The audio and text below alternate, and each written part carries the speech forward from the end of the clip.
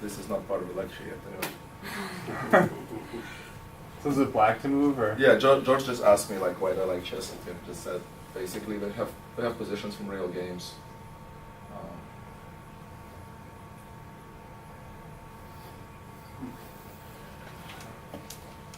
And they don't tell you what to do. And a lot of it is just like just make a normal move.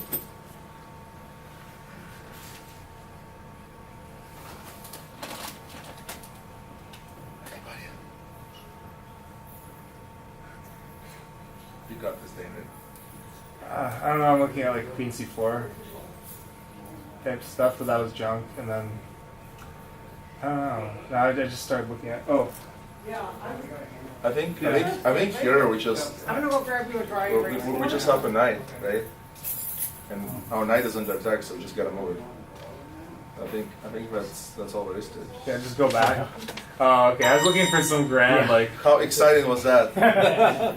So unlike some checkmate puzzle, all you gotta do is protect your knight. So sometimes. See, if I was playing that game, that's what I would play, just some grand. But if I'm trying to solve some grand puzzle. Yeah. So I think like you can do something like chess.com in combination with something like this, because here we have positions from real games. Like how exciting! I just moved my knight back. But that's what you gotta do in your games. Most of a chess game is just a grind, basically, where you just basically make good moves or don't give up anything. Alright, should we start? Yeah, let's do it. Alright. Maybe we could.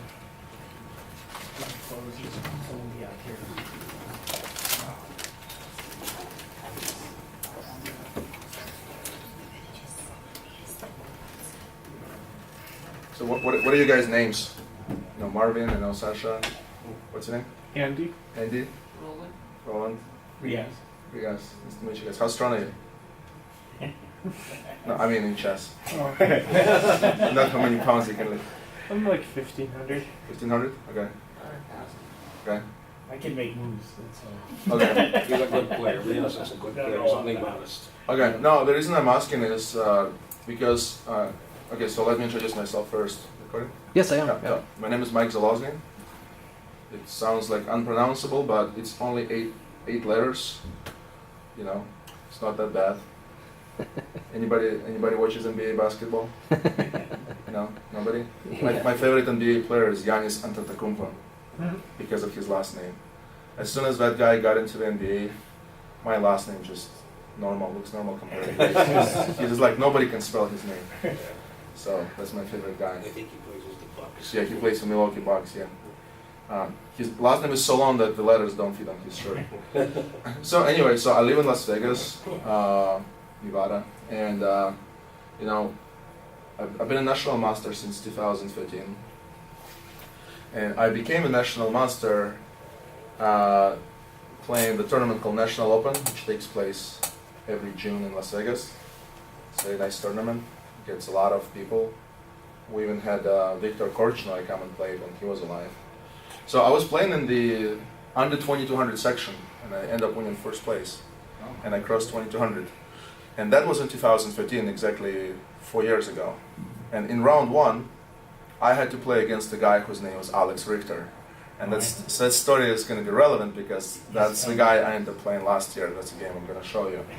So Alex and I played 3 times, and I have been very lucky in my game against him. So in my first game against him, I blundered the knight, and he didn't see it and ended up winning. In the second game against him, he won my rook, but I ended up drawing by perpetual check.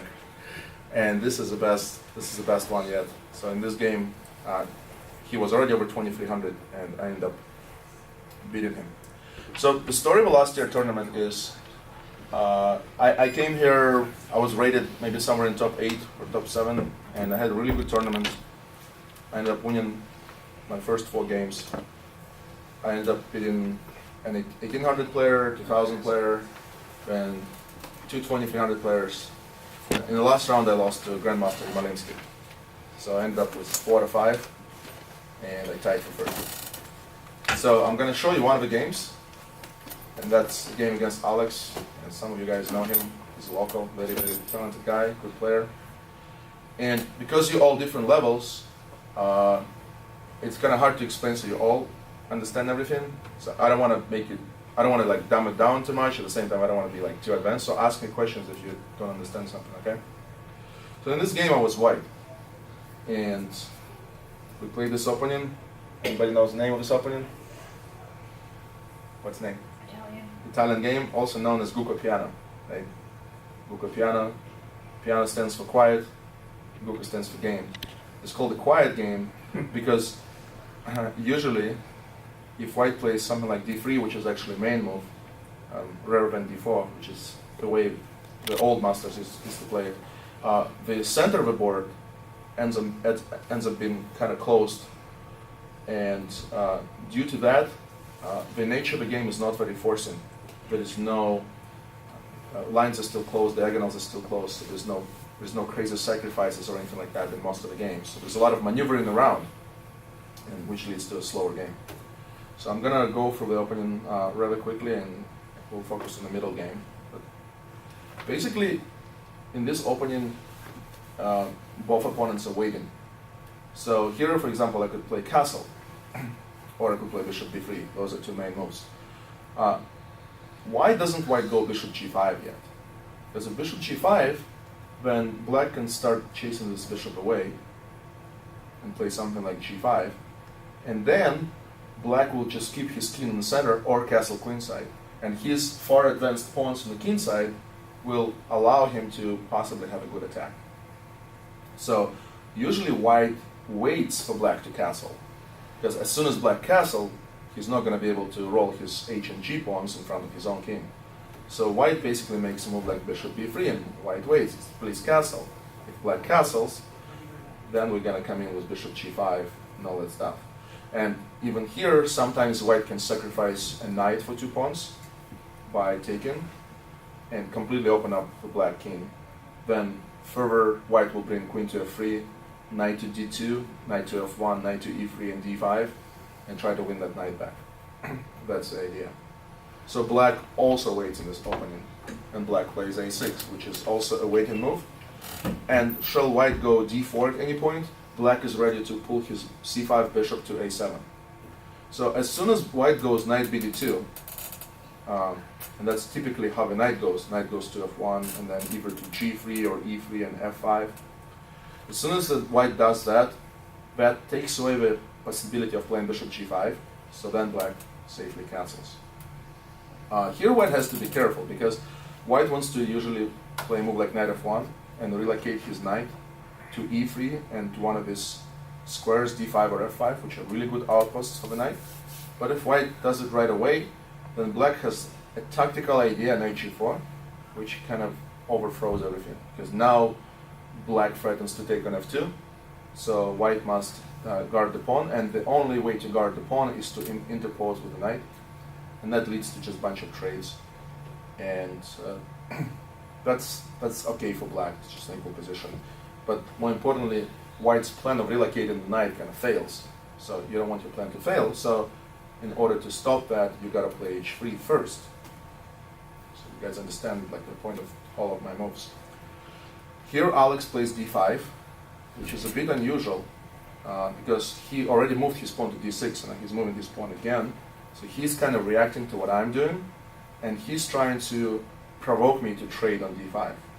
If I trade on d5 myself, he will take with his knight. And the problem in my position becomes with d-pawn. It's a potential weakness. His knight has a really nice route to f4, and it's going to be really hard for me to defend. And if I trade, then I'm giving up my beautiful bishop, which I don't want to do. And then still, even here, for example, after something like this, I have no way to guard my d-pawn. And losing the pawn out of the opening to a strong player, it's equivalent to losing the game, basically. So I don't want to take on d5. I want to keep position locked up, so I'll play queen to e2, developing my queen, and I want him to take on e4. Here, guys, I want to like kind of sidetrack and give you guys a really good advice that will, just like a really quick tip that will help all of you, I think, in your tournament. Okay, what is that tip? Any trade you make in chess has to benefit you. Any piece trade, any pawn trade, okay? So don't just trade for the sake of trading. If you can get anything out of it, am I winning material? Then trade. Am I transposing into a better endgame? Trade. Am I winning the pawn? Trade. Am I giving my opponent a bad pawn structure? Am I opening up maybe a file for my rooks? But that steep is really good for every level. So just think about it. It's just like in real life. Like you don't want to trade just for the sake of trading, right? So if your favorite drink is Pepsi Cola, and somebody says, "Hey, trade your Pepsi Cola for, I don't know, Sprite." It's like, why should I do that? I don't like Sprite. And somebody says, "Oh, I'll give you Sprite and $5." Like, that's a good trade, right? Because with this $5, you can buy a whole bunch of Pepsi Cola. So you benefit, right? So you make a trade. So anyway, so here Alex plays d4. So he's pushing forward with his pawn, trying to open up the file. And at this point, I had to decide what I want. So I want to get my A rook into the game. Normally, you would develop this bishop and then move this rook to the center. But in the Italian game, this bishop on c1 often stays back. So there is a different way to get our rook into the game, and that's by pushing the A pawn. And we're also stopping him from going d5. Why is b5 good for him? Because that grabs space for him. He expands on the queen side, and having extra space is good in chess. More opportunity for your pieces to maneuver around. So what's good for our opponent is bad for us. So if you see the good plan for your opponent, try to shut it down. So a4 does that. Queen e7, I castled. He offers me a trade. And okay, so here I had to make a decision. Do I take on e6 or do I not take on e6? Again, I asked myself, does this trade benefit me in any way? I don't see how it benefits me. So I'm gonna just not trade. Let him take on b3, because that benefits me. If he trades on b3, I'm taking with my knight, so my knight gets to a better square. I'm gonna attack his bishop. My c1 bishop gonna open up. So let him trade if he wants to make a trade. Instead I go a5.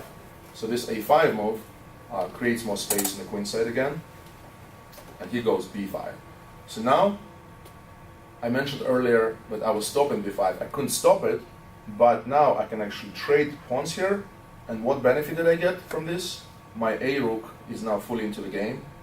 My rook has an open file, and my rook is pressuring his a pawn. So I developed my piece thanks to him. And here I did trade, so why did I trade here? The reason is I played knight to g5, pushed his queen back, and that allows me to go knight to b3. So I'm maneuvering my knights to better squares. I'm putting pressure on his bishop. So here he needs to decide whether he should move his bishop back or just let him stand there. So he plays b5. He just totally says, hey, trade your knight for my bishop. So should I do so? I need to make this decision. You guys probably know, most of you or all of you, that in all the chess books they say bishop is equal to 3 pawns, knight is equal to 3 pawns. In most positions actually in chess, bishop is slightly better. But so normally you would want to trade your knight for bishop, but not here, because this is not a good bishop. Why is it not a good bishop? Because it's restricted by his own pawns, which stand on dark squares. So this bishop is like a tall pawn, can't do much. So why would I want to trade my knight for his bishop? So I didn't do that. My knight comes back to f3 because my knight fulfilled his mission. The knight's mission was to kick the queen out, so my other knight could get developed. The knight did his job. Knight comes back for something else. Alex trades on c3, and now he goes bishop b6. So that is actually a blunder on his part. A better move was to go b4, and then something like this could have been played out. What do you guys think of this position? You like white or you like black? Yeah, white is superior. Why is white superior?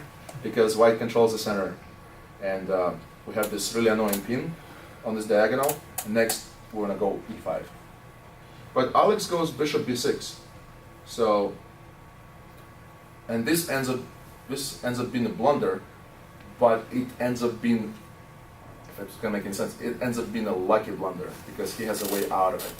So even though he blundered, after bishop a3, if he moves his queen, let's say, I don't know, somewhere, then I'm just taking his rook, and I'm winning an exchange, right? So, in order for him not to lose an exchange, he has to play b4. And then I'm just taking the pawn. So he takes the pawn back, and here comes knight takes e5. Now Alex was so devastated. When I played bishop a3, he already saw it right there. He was facing me. He turned around with his back, and hugged his face and kind of like went like this. And he sat like this for like 5 minutes. Then he came back to the board. He was very frustrated with his mistake. So he took here, and I took. So now I'm up a pawn. And like Alex and all these 2,300 guys are really strong players. You're not gonna beat them like out of the opening. Most of the time they're not gonna give you a queen or a rook or a knight. Like if you up a pawn, that's a pretty good result. But fortunately for him, he has a way out. He has a way to get his pawn back. All he had to do was to find a proper rook move. So his rook is under attack, right? And it seems the most natural move is to play this rook to d8, which is what he did, because this rook goes to the open file, and he wants to attack my d pawn. But a better move was to go to b8, actually. Anybody want to say why? Surprise check. Yeah. Right? If he moves his bishop away, you can do bishop takes f2, and if he takes, then you can take his knight. Exactly, yes. So, yeah, his idea is to take on f2. And if I'm not careful, if I go something like knight a5, with an idea of going knight c4 and fork him, well, he has this really cool move, bishop c7. That move is a double attack. So where is the double attack here? You guys see? So double attack, there's two things attacked. What are they? Bishop. The bishop is one, and what's the second thing that he attacked? Knight. No, it's actually the checkmate on h2. So he's threatening to checkmate me on h2 with queen h2 mate. And I have to spend time guarding that, and then he's just gonna grab my bishop. So I'm completely lost. So I cannot allow that, so I would have to play something like knight to d2, and then he can play the bishop takes f2 move, which a couple of you pointed out, and then he can take on b4. And as a result of these trades, he wins his pawn back, and position is maybe slightly better for me because I have a really nice knight on c4. But he missed that. It's not easy to see. He went rook d8. And now you guys already noticed that this constant bishop takes f2 idea is really unpleasant. His bishop is very, very strong because it's pressuring our pawn on f2. So here is a good learning moment. If your opponent has a really active piece, you gotta neutralize it. Right? It's a dangerous criminal. You gotta take him down, put him to prison or whatever his proper analogy is. So we gotta try to trade for it. And fortunately, white has this move, bishop a5, which forces black to trade bishops. Because look at our bishop, it wasn't doing anything. It's just shooting into empty space while his bishop is pointing at our king. So let's trade. If he doesn't trade, then I'm taking his rook. Rook is worth 5 units, bishop is worth 3 units. I'm gonna benefit 2 units or 2 pawns. So he will trade, okay? And my knight suddenly threatening to go knight c6. And that would be a fork on his queen and his rook. So he has to guard against that. He goes queen to c3. And that, not only he guards against the fork, he's also attacking my pawn twice. So here, when I show this game, I usually ask a tricky question. How should I defend the pawn? Should I move my a rook to d1? Should I put my f rook to d1? The correct answer is neither. Sometimes one of the ways to defend, if one of your pieces is attacked, is counterattack. Put him under pressure. So he's attacking you, he's attacking the pawn. Try to attack the knight, e5. He has no time to take our pawn. He has to move his knight. But Alex does not move the knight either. He goes rook e8. So now he pins my pawn. Says, if you take my knight, I'm taking your queen. And in his turn, he is counterattacking my e-pawn twice with his queen and his rook. But this guy to rescue, knight comes from the corner of the board, where he wasn't doing anything anymore, to c4. And it's a really nice square. This is called, in chess, it's called an outpost. You guys heard this term? And it comes back from the 1800s, where people would just like ride horses and tie the horse to a pole, called the outpost, right? So we have a horse, and we have a pole right here. And the reason it's such a good square, the knight, is he has no b pawn and no d pawn, so he can't really attack us. So knight is very conveniently positioned. It's defending the e pawn, and it can jump anywhere it needs. So now he moves his knight, knight d7, attacking my pawn again, the third time, and I play rook to a5. This is a multi-purpose move. For one, I defend the pawn. And then what I like to do in chess, as much as possible, I like to keep all my options open. In chess, you want to stay as flexible as you can. So if needed, this rook can come to d5 and attack the knight.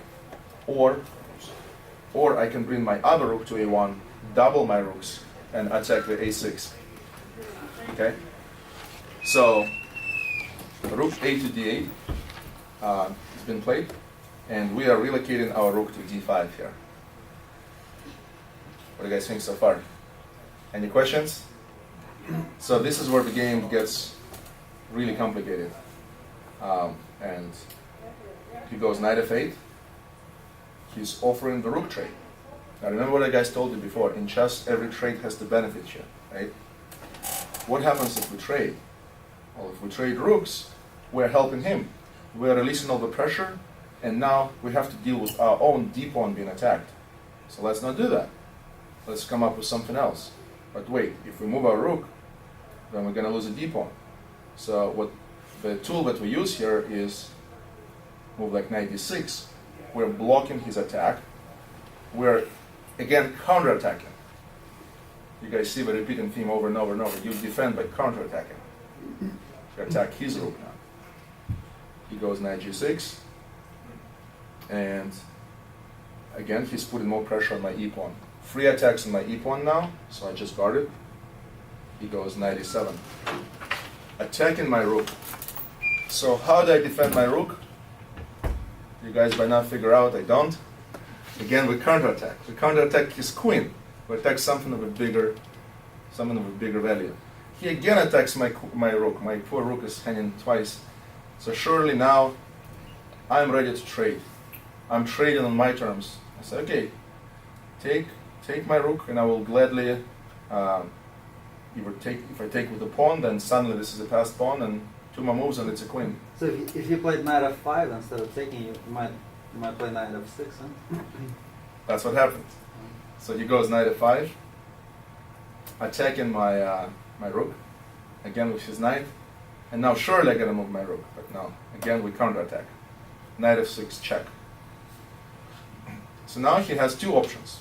He can either accept our sacrifice, which in the old days, in the 19th century, you must accept the sacrifice. No. It was very rude not to, right? And or he can move his king. So in the game he accepted my sacrifice, but let's see what happens if he doesn't, if he goes king to f8. Then I can take his rook, so I'm up a rook now. He can take my rook, and then my knight comes back from the dead, takes him back, and suddenly I'm up a knight and a pawn, and I'm doing well. So he has to take my knight. So what is the point of my sacrifice? Well, the point of the sacrifice is to open up his king, so we could use the rest of our pieces to get to his king and attack him. The truth is here, it's not a real sacrifice, because if he does accept the sacrifice, he gets checkmated. So we go queen g4, attacking the knight and checking him. If he gets really stubborn, we just take the pawn, and there is no defense against queen takes g7 checkmate.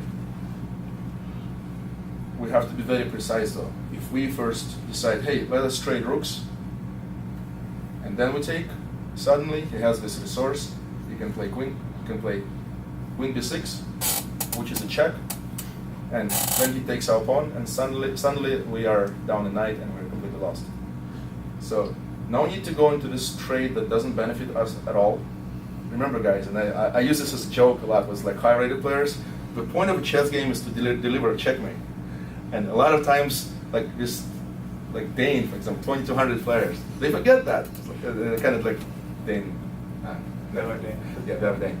That was kind of joking. Like Dane, I'm going for the mate because that's the point of the game. We don't need a rook. Like it doesn't matter that he can win the rook as long as we checkmate. Right? So king f8, And here, if I take the knight first, then he can take my rook, and he can check, and he can win that pawn, and I can take on h7. So that's one option. What I like to do when I'm up material, I like to simplify things. So I traded rooks first. He takes back, then I take the knight. So, and he takes on d3, and I take on f6. So, when all said and done, the game simplified to this position. We have an endgame where all this great play by us, all we got out of it is a pawn. But that pawn should be enough to win the game. So we are also potentially threatening an idea like e6. However, does it work? Let's see, guys. So e6. That threatens checkmate, right? But then he has this trick. He wins that pawn. But it doesn't work for him because we get his rook. So, a player like Alex, he understands all this intricacies of the position. He understands every detail, so he plays rook to e8. And that guards his rook. Now e6 doesn't work anymore. Well, in the previous position, if you get we get an endgame, yeah, it's kind of instructive. You play, let's say, e6, and then he plays queen d4 and trades queens. Yeah. Because a lot of people would think that it might be getting ahead with it.